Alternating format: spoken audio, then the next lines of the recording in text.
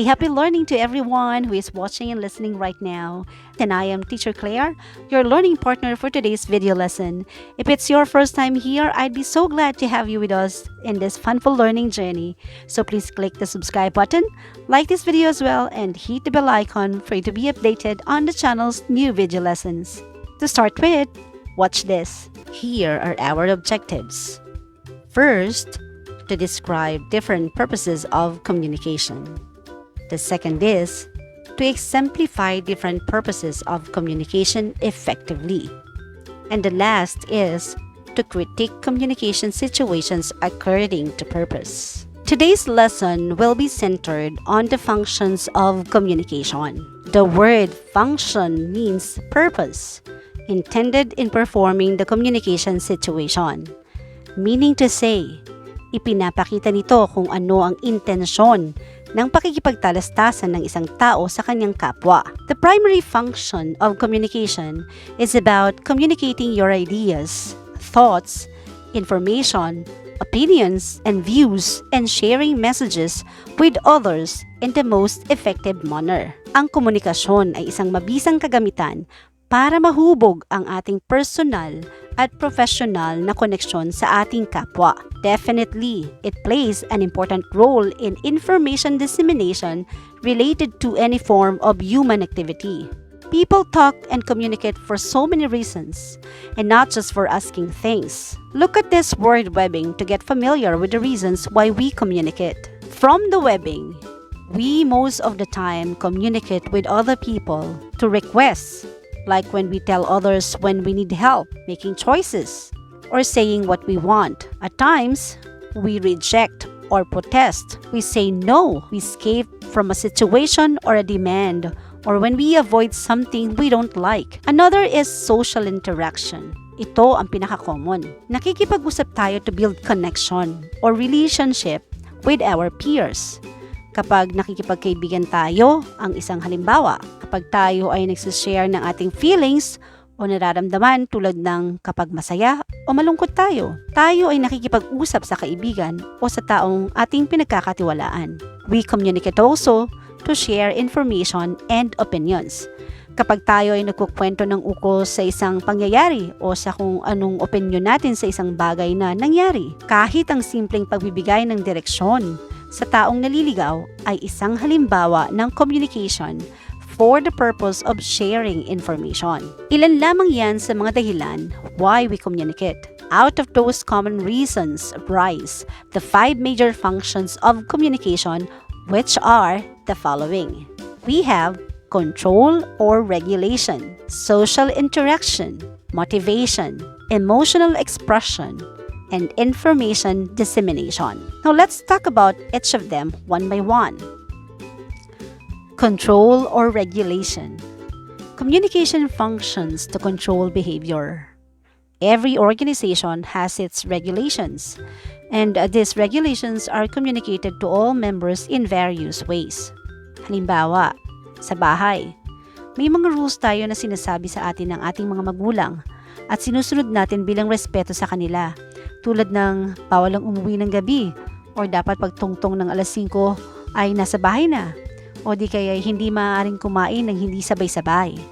Sa paaralan, may mga patakaran din tayong sinusunod na ibinigay sa atin tulad ng pagsusuot ng uniform at tamang haircut na naaayon bilang isang mag-aaral. Sa opisina, may ipinahahayag din patakaran sa tamang kasuotan na dapat sundin ng mga empleyado. Ilan lamang yan sa mga halimbawa ng kung paanong ang communication ay ginagamit to control or regulate. The next one is social interaction. Communication allows individuals to interact with others. Because of the needs to interact daily, people communicate. For example, a student has to talk with his parents regarding his allowance and school requirements. There is also social interaction kahit sa pag-abot ng iyong pamasahe at pakikisuyo sa ibang pasahero na ito'y iabot sa driver. Kapag ikaw ay nasa paaralan, sigurado na nakikipag-usap ka sa iyong mga classmates or teachers. Iyan ay mga halimbawa ng paggamit ng communication to socially interact. The next one is motivation. Communication motivates or encourages people to live better. Motivation could either be internal or external. Internal motivation comes from within. It is something personal.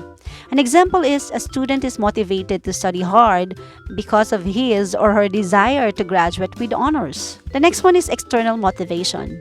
This emanates from the outside or from people surrounding us. Example, a student is motivated to study hard because of his father's promise to give him an expensive car once he graduates with honors. Encouraging words serve to stimulate people to perform or do better. That is, to motivate them in a positive way. And those are examples of communication used for motivation purpose. And then we also have emotional expression. Communication facilitates people's expression of their feelings and emotions. Ang halimbawa nito ay kapag nalaman mo na may parating na malakas na bagyo at ipinabatid mo ito sa iyong mga mahal sa buhay. Maaaring ginawa mo ito dahil nakaramdam ka ng pangamba para sa kanilang kaligtasan at malalaman nila iyon sa mga salitang iyong ginamit habang pinababatid mo ang balita. Kapag ikaw ay napromote sa trabaho, ang salitang iyong mga bibigkasin ay magpapakita ng iyong kasiyahan sa achievement na iyong natanggap. These are just some examples of how communication is used to express emotions. The last we have is information dissemination. Communication functions to convey information, and many events or incidents happen every day. And these occurrences affect people, so they have to be informed. Halimbawa nito ay suspension of classes. Ito ay impormasyong ibinabahagi sa marami gamit ang mass communication technology, lalo na kung ang dahilan ay panganib na dulot ng bagyo o sakuna. Kapag ang paaralan ay may bagong patakaran, ito'y ipinababatid ng administration sa pamamagitan ng isang pagpupulong kasama ang mga magulang. Yan ay mga halimbawa kung paanong ang communication ay ginagamit upang magbahagi ng mahahalagang impormasyon. At this point, let's assess on how well you learned from the discussion. Answer this 5-item quiz. Good luck and have fun answering!